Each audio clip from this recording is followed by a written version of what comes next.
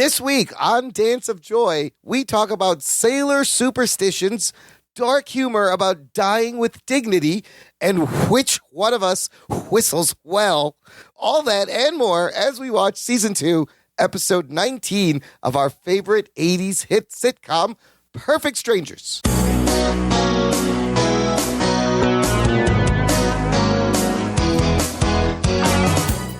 Hello, listener, and welcome to Dance of Joy, a Perfect Strangers rewatch podcast. My name is Imran. I'm one of your hosts. That's my name. I'm sticking with that story.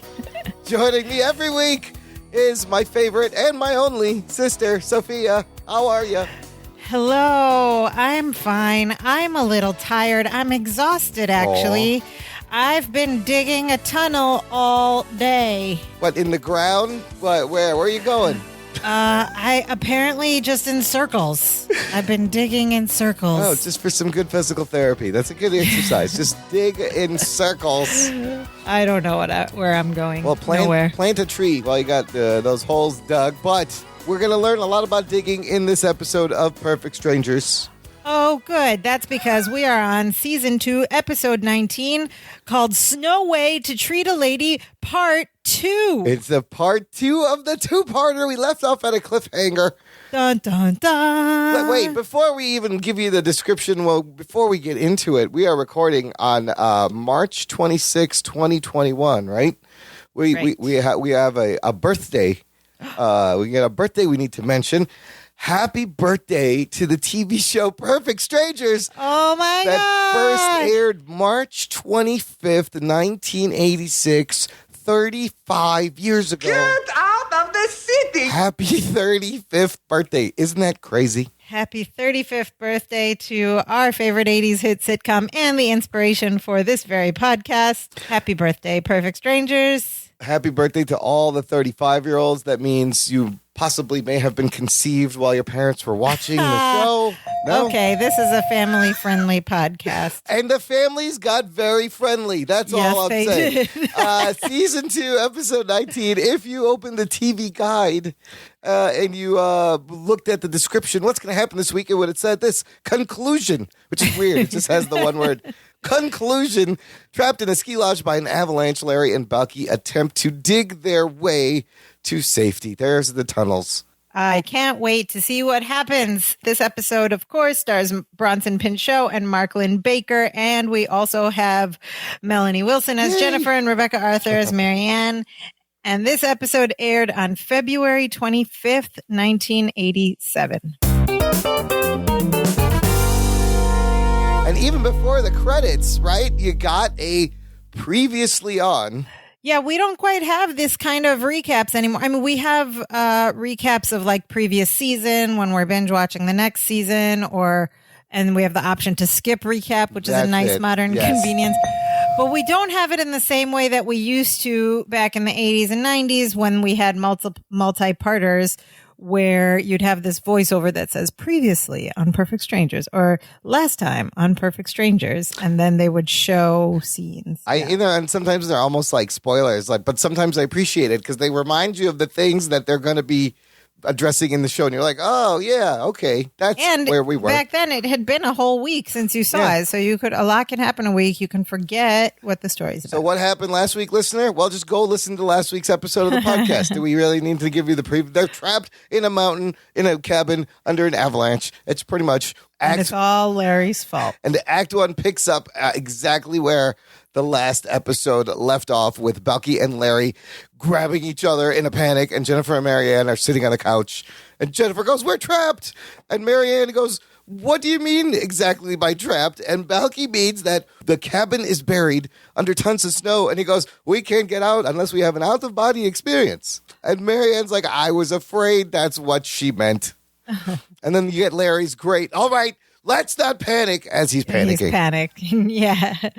So Jennifer's like, "What are we going to do?" And Larry's like, "We're going to die." Well, it's bleak, Appleton. Bleak, but realistic. He is both panicking and realistic at the same time. Jennifer's like, "I don't want to die. I want to leave now." And she like gets up, ignores her whole situation, tries to makes like she's leaving the cabin. Marianne steps in front of her and she's like, you can't leave anywhere. And Jennifer's like, out of my way, Blondie. She gets real mad to her best friend. And then Balky's like, Jennifer, settle down, be nice. If we're going to meet our maker, we got to make nice. You got to. Oh, everyone's thinking about their mortality here. Yes. And Larry says Balky is right, and they should accept their fate with dignity. And they all take a moment. And they look up into the sky, trying to look dignified, and then slowly squeeze together on this couch that is a little too small for the four of them. And then Jennifer's like, I don't want to go out with dignity. I don't want to go out at all. And she wonders out loud if the ski patrol won't find them. And then Larry's like, Jennifer, a mountain just fell on us. They won't find our bodies until after the spring thaw. Yikes. Whoa, that is so real It's scary. and so upsetting. This show has some very dark beats this episode, I noticed. It's, But also, I go back to what I said last episode. If a mountain just fell on them and Larry was out in it, he would not have survived. No, that. he would have been crushed. So it's a cartoon, And then at this point, it cuts wide, and you notice Marianne is just sitting there putting on makeup with her little compact. And Jennifer's like, what are you doing? Marianne's like, well, just because I'm going to die doesn't mean I have to look bad. She has a point.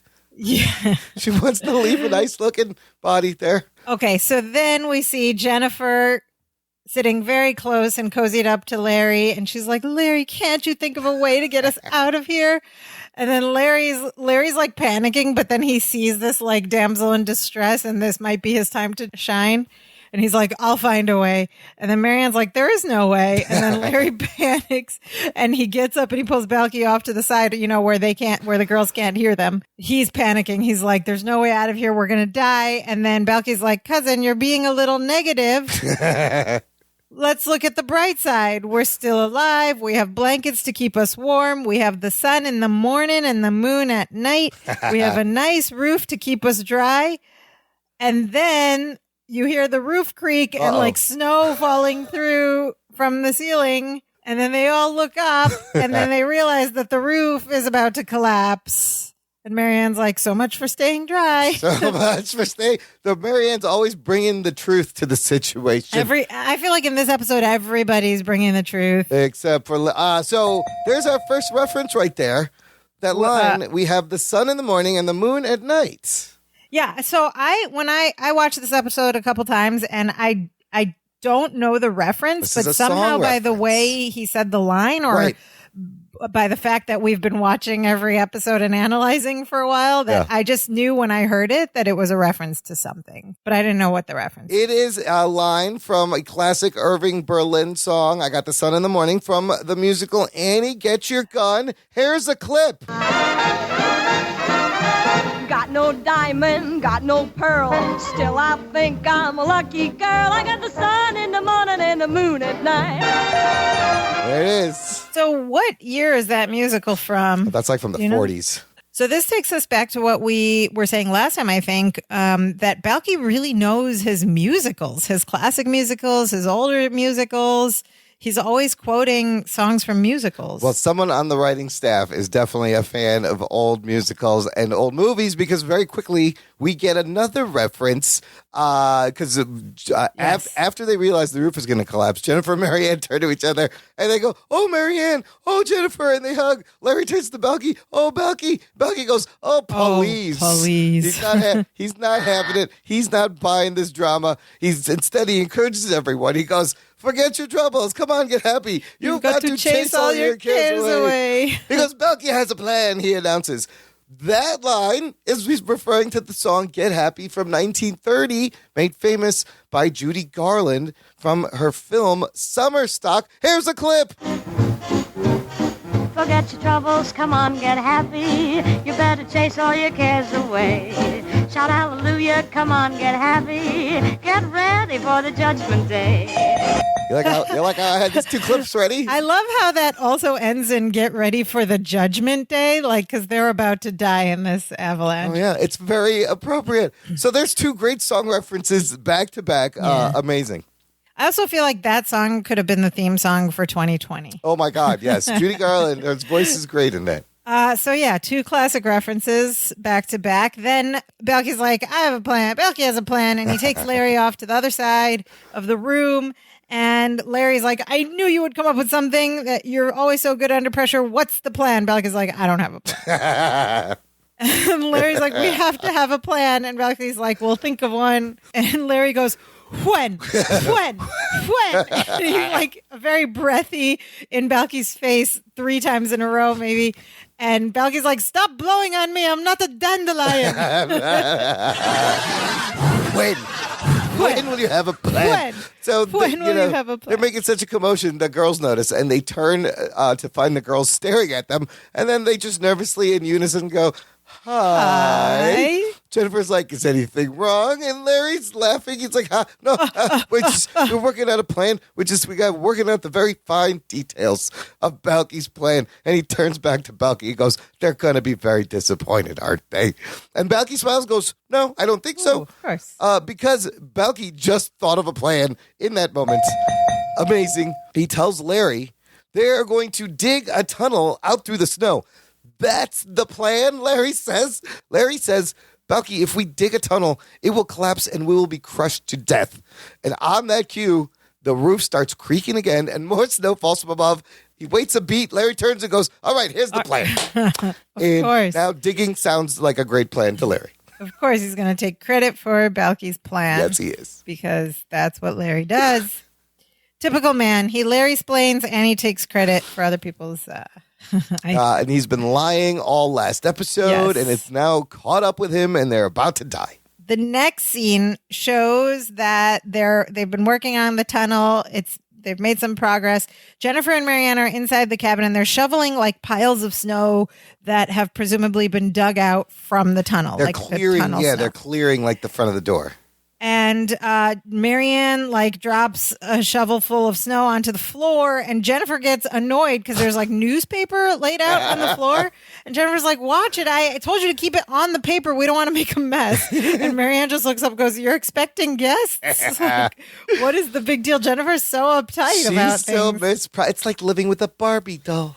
Like, why? And why newspaper? It's snow. It's It'll just going to soak get through wet, it. and then you're going to have to pick up. Yeah, So I didn't really understand She's that, got to but- relax a little bit. And then we have Larry and Balky who are inside the tunnel. And this is like, okay, This is an interesting such- set piece. The whole most of this episode, they're in this tunnel.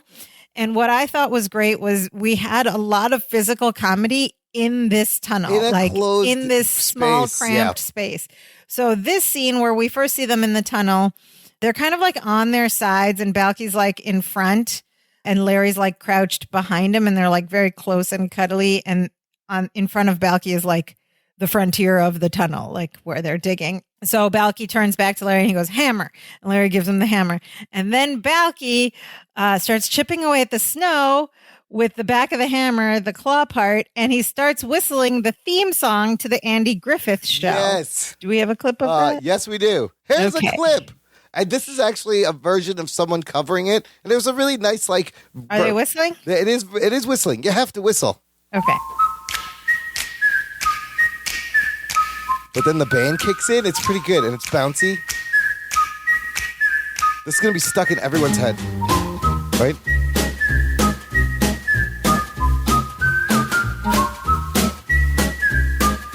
So that's the theme, and now that's going to be stuck. Of course, who doesn't know the theme to the Andy Griffith Show? It's going to be stuck in your head, listener. Sorry. So Balky starts whistling it perfectly, that refrain, right? Larry's like looking at him in disgust, and he's like, how can you whistle at a time like this?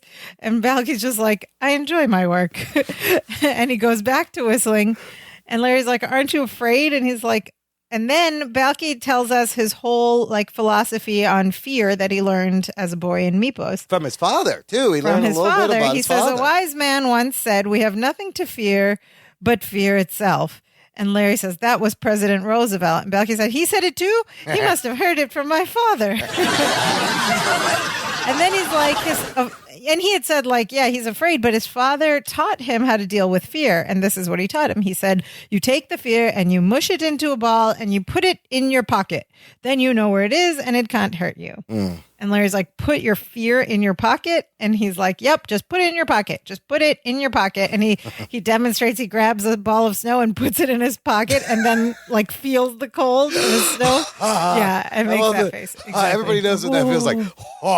And then he's like, well, it's right where I want it. And he's still like shivering. That's a pretty good philosophy, I guess. It's a good way to get past the fear. Fear, just put it in your pocket. You know where it is. It's tucked away. Yeah. So Balky starts to dig again. And then there's like a little rumbling in the tunnel, and you see some snowfall, and Balky yells, cave in, crawl for your life. And they both start frantically crawling backwards out of the tunnel. Real fast. And Balky's repeating, fear in the bucket, fear in the bucket, fear in the bucket, fear in the bucket. I thought he was saying fear in the bucket, and I was like, that's what the caption said. And I was like, wait. The captions say feet in the bucket. Feet, they do. In the bucket, feet in the bucket. And that's why I was like, wait a minute, that doesn't make any sense. And then I realized he's the pocket story. Fear in the pocket, yeah. So they're crawling back, but they stop midway as Balky notices that it's stopped collapsing. He tells Cousin Larry to come back, at which point Michael Baker just pops out. He like from scampers back. Okay, this part, I don't know why. This one little movement I found so funny. I was cracking up out loud. He's like, cousin, come back. And then Marklin Baker, like from off screen, just like scampers back. He's crawling in this tunnel, but he comes back so quickly. It's like a hedgehog or something. He like scampers back. Yeah. No, I noticed he just like popped back out of the side funny. Right next to him. So Balky's like, cousin, that wasn't a cave-in. It was just a little snow falling from the ceiling. And Larry goes, Balky, a little bit of snow falling from the ceiling is a cave-in, pointing out the obvious. But Balky points out that the tunnel, it didn't collapse. And he's like, we should go back to work. And now we get a little bit of awesome physical comedy here in this compressed tunnel as they're on their hands and knees in the tabletop position. Snow tunnel physical comedy. I love it. So Larry's like, okay, he agrees to go back to work, but they're still like in this rear position where they had crawled backward to. And so they both lean forward together. So Balky's in front on his hands and knees. Larry's next to him, behind him. They both lean forward together, but they can't make themselves actually move forward because they're still in fear. And then they lean back and they're like, okay. And then Balky's like, well, the girls are depending on us. And Larry's like, okay. And then they lean forward again together and then they freeze and they can't move and they lean back.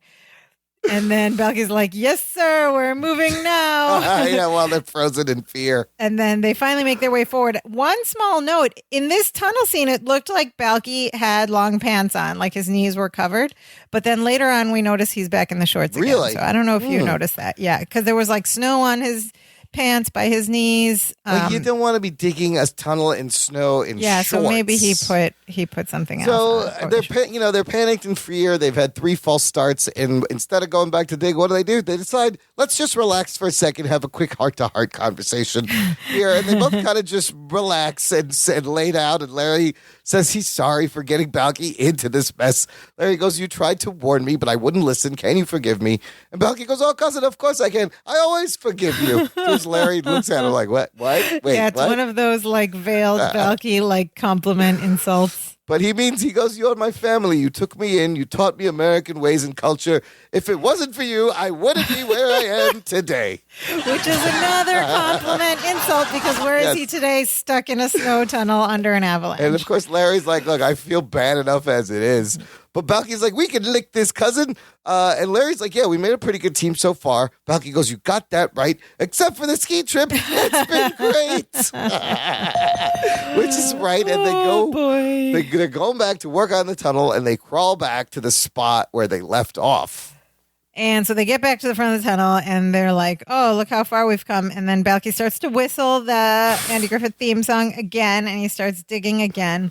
And Larry interrupts, and he's like, Balky, you gonna want to start veering to the right. And Balky says, no, we have to go to the left. And they have a little argument about it. You know, the minute Larry said we got to bear to the right, I was like, no, don't listen to Larry. He's definitely going to be wrong. And as if to underline that point that we already know that Larry's wrong, Larry goes into his Larry-splaining know-it-all-iness. So he's like, Balky, how many times have you dug a tunnel? How many? How many times? How many times? And then Balky goes 3, and then Larry says, through the snow? None. He's like, none, as in 0, as in never, ever dug a tunnel through the snow.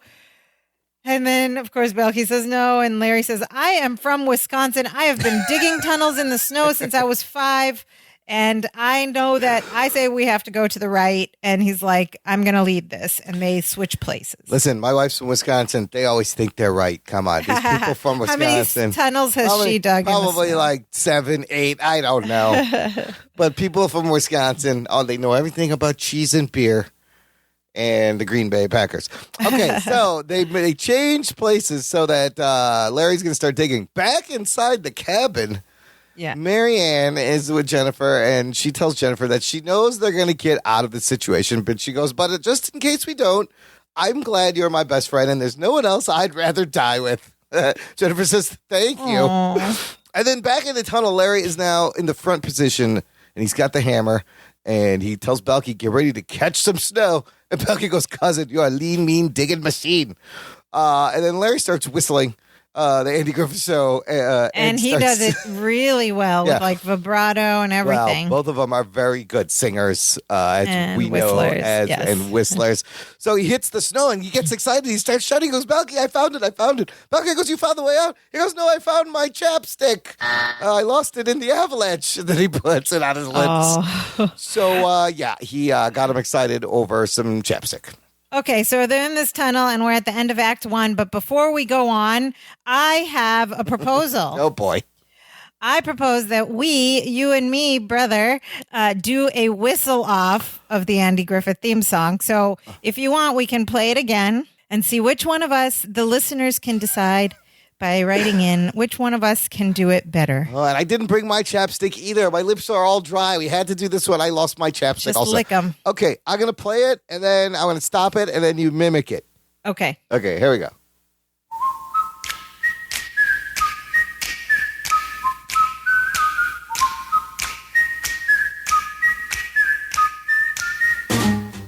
Okay. Ready? Yeah.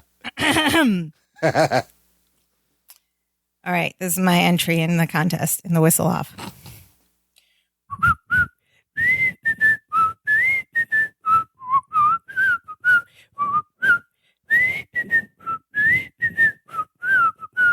Oh, it's not bad. That's not bad. Okay. Oh, boy. Okay. Here we go. Let me warm up my lips. Whoop, whoop, whoop, whoop, whoop, whoop, whoop. Bubba sticky. Bubba sticky. Okay. Bubba sticky.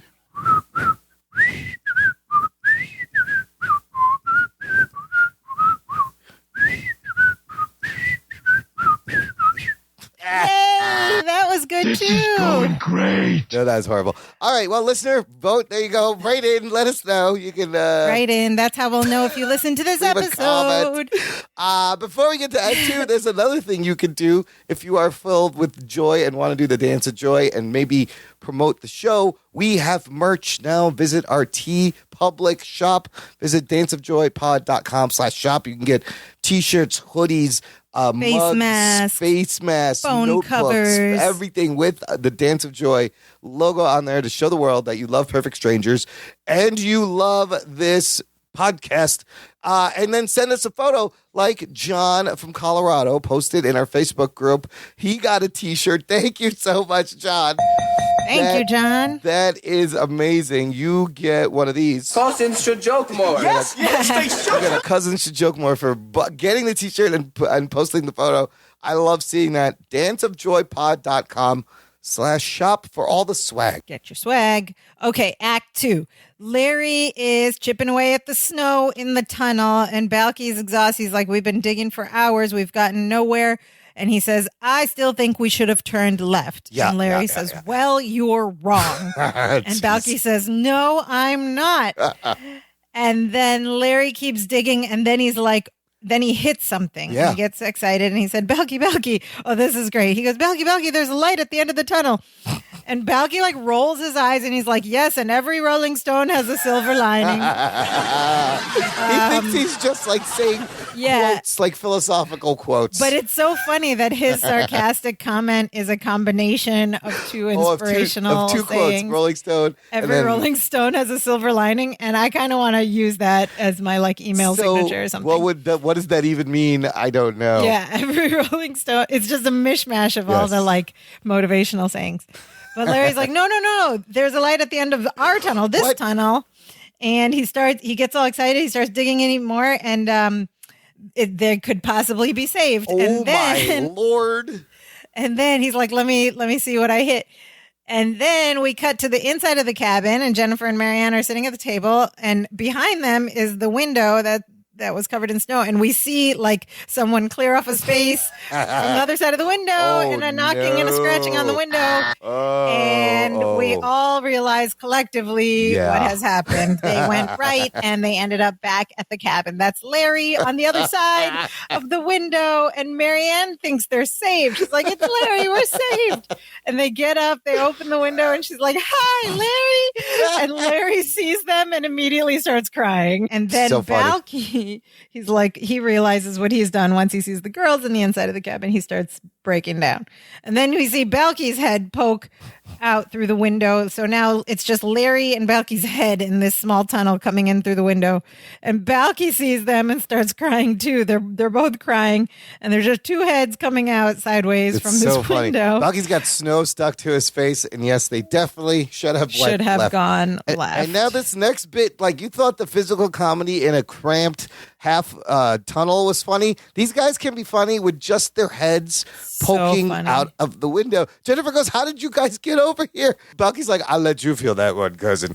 Yeah. And Larry goes, "It's all my fault. I've tunneled in a circle. I can't do anything right. I'm an albatross, a Jonah, a bad luck charm. I tell you to cast me outside if we could just get outside." So funny.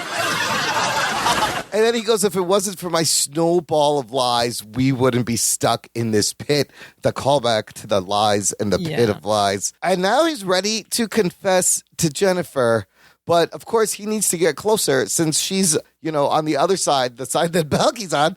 So Larry wiggles himself under Balky as Balky has to turn over on his back and roll over and get squeezed to the other side. And they flip and the audience goes crazy. Okay, but they flip in such a funny way. It's so hilarious. Balky is faced out. He's facing the walls of the tunnel, and it's like this outer rotation around Larry. It's brilliant. And the expressions so on their funny. face, and Larry's just determined to squeeze to the other side.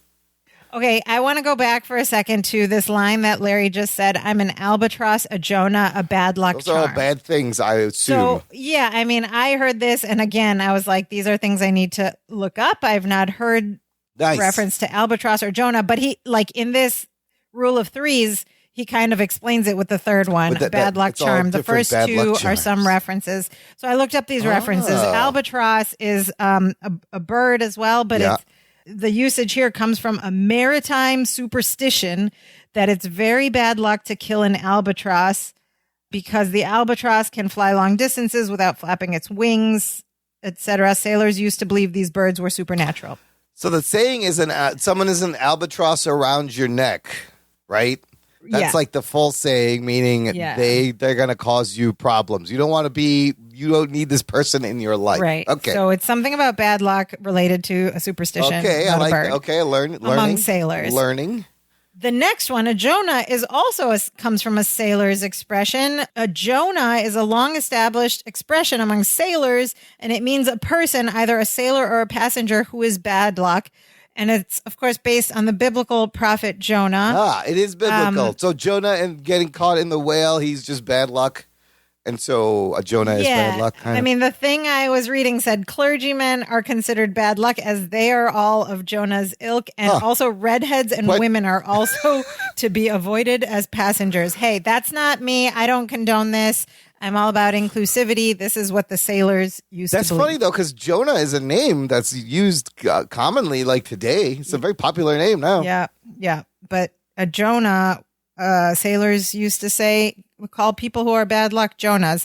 So I thought it was interesting that this one line, I don't know if one of the writers had a sailing background or something, but had two references to old-timey sailors' expressions. I love learning about random things like that. Okay, so back in the scene, Balky and Larry have switched places very comically. So now we have Jennifer on one side of the window, Larry closer to her, then Balky on the other side of the tunnel, and Marianne on the other side of the window facing Balky. So Larry says, Jennifer, he confesses, I lied to you about skiing at Innsbruck. I've never raced a giant slalom. The truth is I can't ski at all. No. I just wanted you to like me as much as I Aw. like you. Oh my God, how pathetic and painful does this sound? very desperate but also and pathetic. sweet It and is. flattering. And Jennifer kind of is very uncomfortable I love by this line. this. This next line by her is fantastic.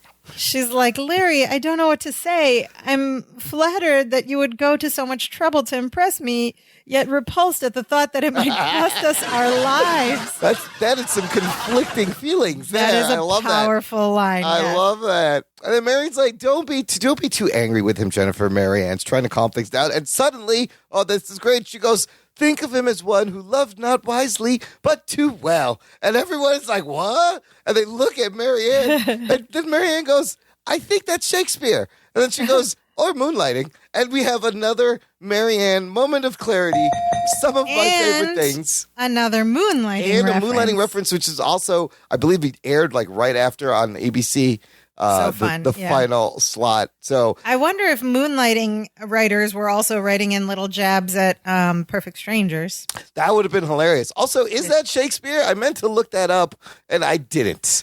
But it's it's a famous love quote from someone. It's probably Shakespeare. And so this We only look up the random pop culture so references. I think I also added to the reasons when Marianne gets smart is like she's about to die. So like threatens to her life. Her synapses start firing. Maybe Yep. the wires connect for a moment because the I'll buy that, yeah. And then she comes up with this thing. So Jennifer says she forgives Larry, and he thanks her for forgiving him and says he thinks they're a fine group of people, and then it's an honor to die with them. And Marianne goes, ditto. Yeah, the funny part about here is like Larry's very somber. He's very like apologetic, and he's like accepting the fact. And this line is very heartfelt. Like, I just want to thank you all. It's an honor to die with you. And then Marianne is very cheerful. She's like, ditto. She's not wasting her breath saying the same thing. And then Balky jumps in, and he's mad at everyone. He says, "Wait a minute! I can't believe the Baba Sticky I'm hearing." Yes, he is Baba Sticky. Which we heard last episode, I right? love What Baba a crock Sticky. of Baba Sticky. Yeah. He's like, you're giving up and you call yourselves Americans? Whatever happened to, I have not yet begun to fight. Don't give up the ship. Have it your way. Yeah, Burger King. And then this part is great. He goes, Americans aren't quitters. If George Washington had given up at Valley Forge, we'd all be speaking English today. Yep, that's another great line. Again, rule of threes. He's got two famous quotes from American history. I have not yet begun to fight by John Paul Jones and Don't Give Up the Ship, the dying command of Captain James Lawrence during the War of 1812, and then follows it up with the Burger King slogan. Have it your way. Why not? Yeah, but we also know from very early episodes, I think the pilot episode, that Balky and Meposians consider Burger King somehow very, very American because he talks about like home of the free, land of the Whopper. Yeah, it or says land of the brave, home land of the brave, Whopper. home of the Whopper. That's the yeah. first thing he says in the first episode. Burger King was a big deal in the 80s. I see. I think he's a bigger Burger King guy than a McDonald's guy. You know, like how you had to Sure. choose, like you can't Coke or Pepsi, Burger King, McDonald's. Yeah. Balky's definitely Burger King guy. Okay, so Balky is like fed up with the group. And he's like, I'm going to go back in the tunnel. I'm making a sharp left. And Larry agrees. And he's like, tries to put on a brave face. He's like, we can't give up. Because Balky's like, cousin, are you coming with me? I'm going to do the left and keep digging. Larry's like, it's just that I'm so tired. And then Balky pats Larry like on the face. Over like, from the pets back. him. Yeah, over Yeah, he's over like, his head. it's okay. And he's like petting his face. He said, even George Washington got tired. That's why he slept everywhere. That's another history reference. You don't get this one? I don't. I think it's the joke that you would go to these historical places and it was always like George Washington slept here. Okay, that's what I thought it was. There were so many places. So you'd be like, why did George Washington sleep everywhere Well, I guess he had to sleep. But it was a big deal wherever he that's slept. what I thought it was, I but- think that's what they were going for. It wasn't immediately clear to me. Okay. Balky agrees to go back into the tunnel to dig on his own while Larry takes a nap, and then they'll switch. Balky will come back, wake him up, and Marianne's like, here's something to help you or whatever, and she leans up, she like gets on her tippy toes to meet his face and gives him a kiss, and then Balky like leans way forward out the window and squishes Larry to receive the kiss, and then he does that whole like in shock face. And then Marianne like puts her hand on Balky's face and pushes him back into the tunnel as she pulls Larry by the collar out of the tunnel. Yank him out of the tunnel. And Jennifer and Marianne pull Larry into the cabin, and Balky goes to keep digging. Oh my God, is Balky going to find a way out? We will find out before we get to Act 3. Listener, if you want to support the show, make sure the show keeps going. If you've been enjoying the show and we've hit nostalgia, there is a way that we would love for you to support. Visit our website, danceofjoypod.com/support. And there's a button there that says buy us a coffee. You can buy us 1 coffee. You can buy us 5 coffees. It's a little tip. It's a little way to show your love. You can buy us coffees on a monthly basis, on a subscription. We all love subscription coffee. I love subscription coffee. That's the best tasting coffee. You get different flavors every month. You can try a bunch of... Anyways, danceofjoypod.com. Visit there. Support the show. We can keep making the show. Yay. Act 3. We open up on the inside of the cabin, and it's the next morning, or at least several hours have passed. I think it's morning, yeah. And Larry and Jennifer and Marianne are all like in a pile, one on top of another, sleeping on the floor. Body heat. Like one leaning on another like dominoes. You need body heat. And Larry wakes up and stretches and moans, and then he pulls out a book from under him that he had been sleeping on. And he reads the cover and he's like, Ice Station Zebra. And then he tosses the book aside. Now, tell us about this reference. Well, I had to look this up. I know I've heard of the words Ice Station Zebra in that order, but I wasn't actually sure. But it's a novel by Alistair MacLean from 1963. It's a thriller suspense story about the Cold War and a rescue of a submarine of a team of stranded people in a British meteorological station in the Arctic. So kind of like Where They Are. Also later made into, I guess, a popular movie in 1968 starring The Rock Hudson and the Ernest Borgnine. Borgnine. So that's the joke, is like Ice Station, the guy, they're stuck in the cabin. Just so like, that is like a deep cut reference. Again, these writers were literate. They were well read, smart. So the girls wake up and they're like, hey, where's Balky?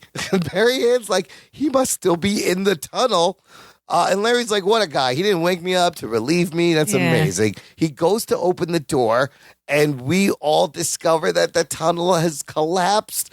It is he opens the door, and the tunnel is full of snow, and the snow pours out into the audience gasps, too. You hear the audience go, oh, no. And Larry immediately starts digging frantically, and Jennifer's like, look, there's too much snow. The tunnel. And they all also just look at each other, and they're like, Balky! And Jennifer, like, Larry tries to dig in to find him. And Jennifer eventually stops him saying, Larry, there's too much snow. The tunnel must have collapsed hours ago. That's why, this is the line that got me.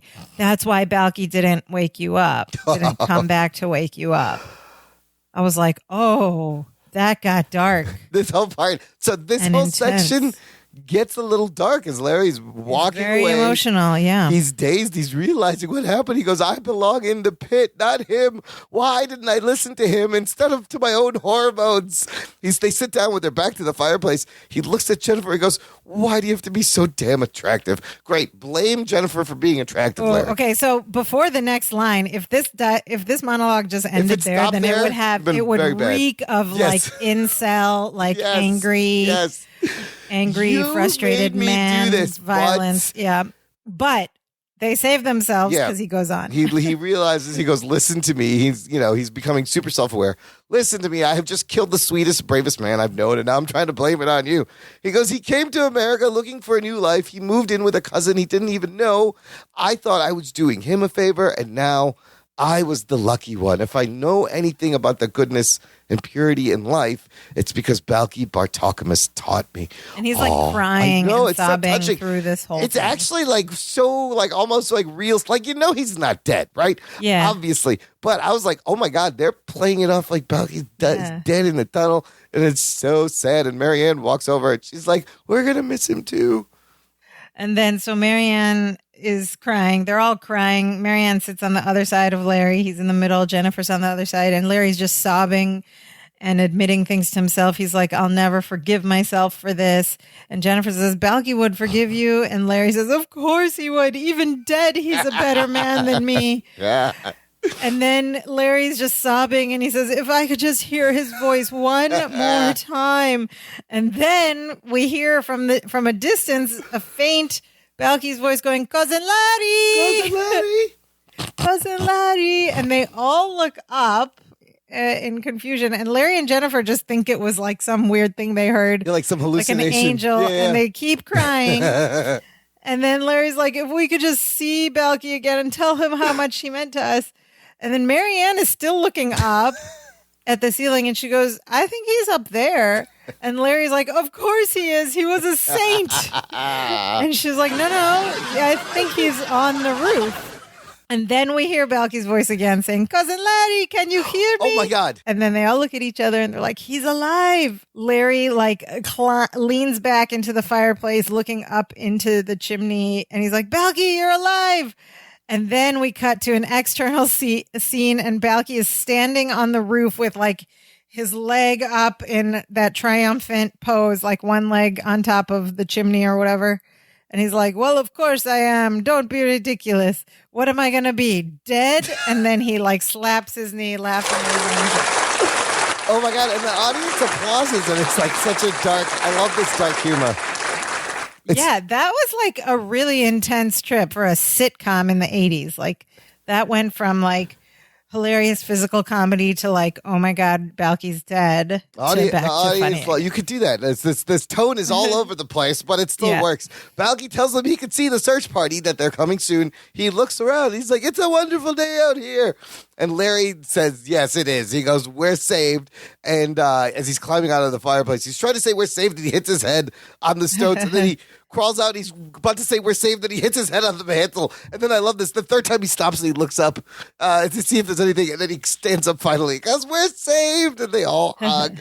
So they get saved. The next scene, we cut back to the apartment as this group is returning home. We see Balky and Larry come into their apartment with these like busted skis and they're laughing as they like come in. Presumably the girls are in the hallway. They're saying goodbye. So they're all looking cheerful and they close the door. And as soon as they're inside, Larry like puts his things down and breaks down into tears. And Balky, like his cheerful facade just drops and he's like still grappling with like how much he messed broken. things up. He is emotionally and physically It was broken. an intense weekend or whatever. Yeah. And he's like, I love it because Balky's consoling him and he's mumble crying into his shoulder and Balky understands everything he's saying. Larry's like, and Balky's like, well, no, I agree with you there. No, I don't. And then he said, oh, don't be ridiculous. Of course it's not. And then he finally goes, oh, cousin, I know what it is. You're still feeling like a big slime ball. And Larry goes, you're too kind. And Balky leads Larry to the couch, to the sofa. He goes, I know how to cheer you up, cousin. And then Larry Barklin Baker is so funny here because he starts whining. Larry goes, no, I don't think that's possible. So whiny, yeah. But he's like going through a rough thing. He's coming to terms with like how much he messed up and could have cost them all their lives. He almost got them killed, Larry. You need to sit down and have a good look at yourself. Yeah, so now we're at lesson time. I think it's lesson time. I wasn't sure. I think it's lesson time now. They sit on the couch. Balky is trying to cheer up Larry, and he says, well, Jennifer told me that she thinks you're brave. And Larry, like, for a moment stops crying and looks up, hopefully. Then he starts crying again, saying, no, you're the one that saved us. And Balky's like, that's a very good point. And then he tries again. He's like, well, Jennifer told me she thinks you're clever. And again, Larry looks hopeful for a moment, and then he starts crying again. He's like, no, you're the one who came up with all the ideas. He always goes, no, you're the one who came up with the ideas. And Balky's like, that's true. That's very, very true. And then the third try, he says, well, Jennifer told me she thinks you're cute. And then this one kind of works a little. And Larry's like, did she really say she thinks I'm cute? And Balky says, well, of course she did. I don't lie. And then Larry cries again. He goes, no, I'm the one who lies. And then He's crying. He's sobbing. He's like, but I'm basically an honest man. I never lied to my parents. I never cheated in school. It's just that when I'm around Jennifer, and Balky's like, you lose your mind. And Larry's like, Yep. So Balky gets up and starts fixing some hot chocolate for them. And he tells Larry that he's getting better because he told Jennifer the truth. That's a good start.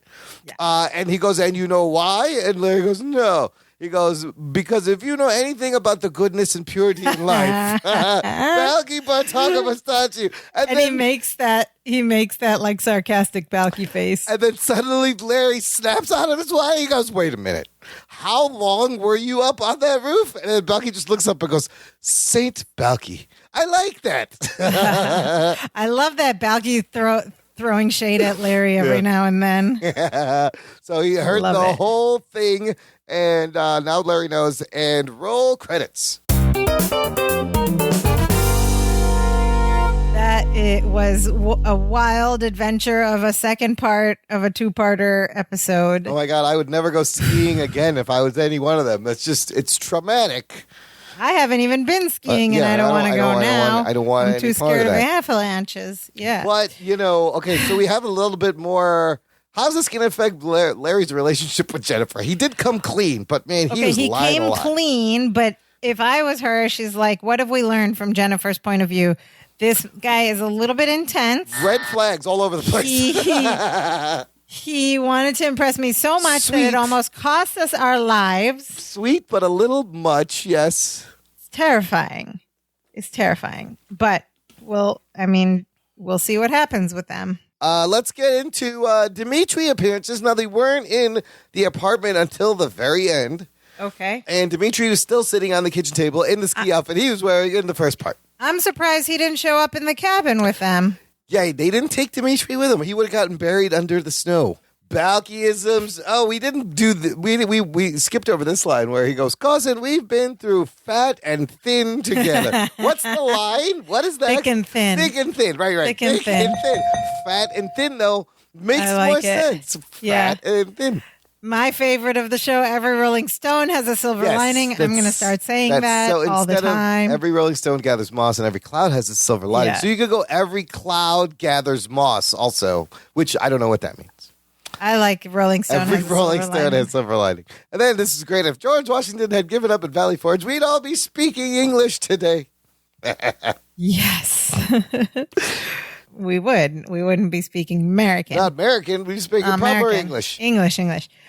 Don't be ridiculous is said twice in this episode. Of course I have. Don't be ridiculous.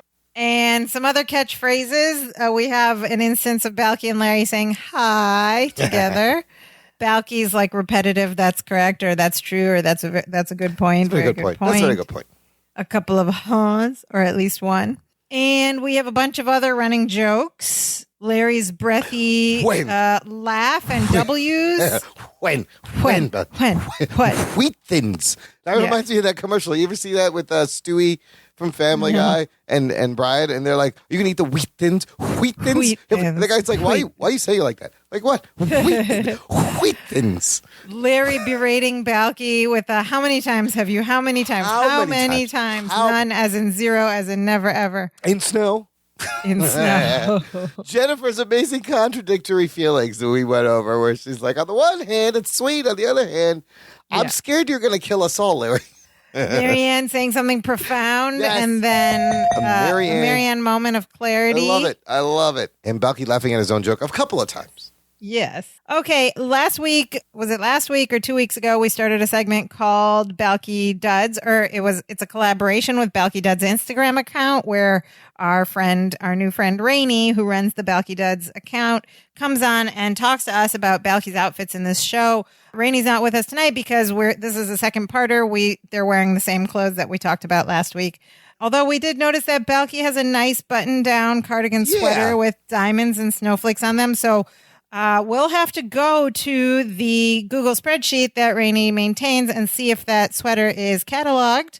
And you can do that by, first of all, following Balky Duds at Balky Duds, BALKIDUDS on Instagram. Check out that account, and there should be a link to the spreadsheet where she catalogs all of Balki's outfits. Yeah, we'll probably hear from Rainey soon. And the only reason I noticed that sweater now is because of this collaboration with Rainey and Balky. Brilliant. I was like, oh, look at that cardigan. Oh, that's nice. Look, it's got little outlined diamonds and there's a little snowflake in the diamond. Yeah, now I always What do we wonder, call like, this? because Rainey does this cool thing where she names all the vests. So now when I see something, I'm wondering, like, what I wonder what she named this vest or this cardigan. I'm excited to do more stuff with Rainey. She's great. It's going to be a lot of fun, listener. That's why you should subscribe to the show so you don't miss a show and you can listen to our whole catalog. Next week, kind of a weird flip of situations. And like we talked about recording, they recorded it in one order and it aired in another order. Next week, Larry will be taking the photo that he entered into the contest that we've already watched from Roger. What was his name? Roger Morgan. Roger Morgan, yes. And Margaret and Stupid Dennis. Stupid Dennis. Dennis was the word. So that photo that they mentioned that Roger Morgan judged the competition for the Chicago Gazette, Larry will take that photo next week. Okay. Okay, whatever. It's out That of should order. be exciting. Listeners, please don't forget to be in touch with us this week in particular. You have to let us know which one of us won the whistle off. Yes. The Andy Griffith whistle off. That one. That's pretty good. So write into us.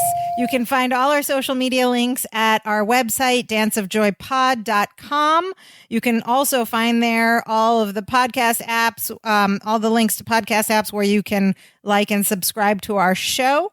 So make sure you let us know who won, either through the social medias, or you can leave us a voice message. There's a little button on the bottom right of our website, or you can write us a good old-fashioned traditional electronic mail message.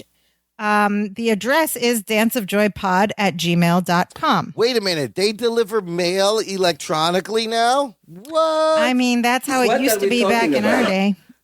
Listen, also, the whistling contest, I wasn't warmed up properly. It's not fair. I didn't know. You just No did it. I did excuses. my best. Yeah, all right. He's lying. I told him before the show. Yeah, I've been working out on my lips all week, and I still blew it. Who do you think you're talking to? Somebody nice?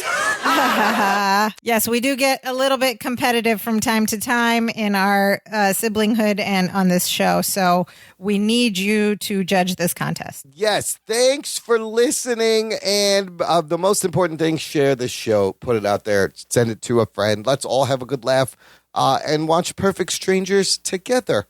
And now we are so happy. Now we are so happy we do the dance of joy! Hey, hey, hey, hey, hey, hey.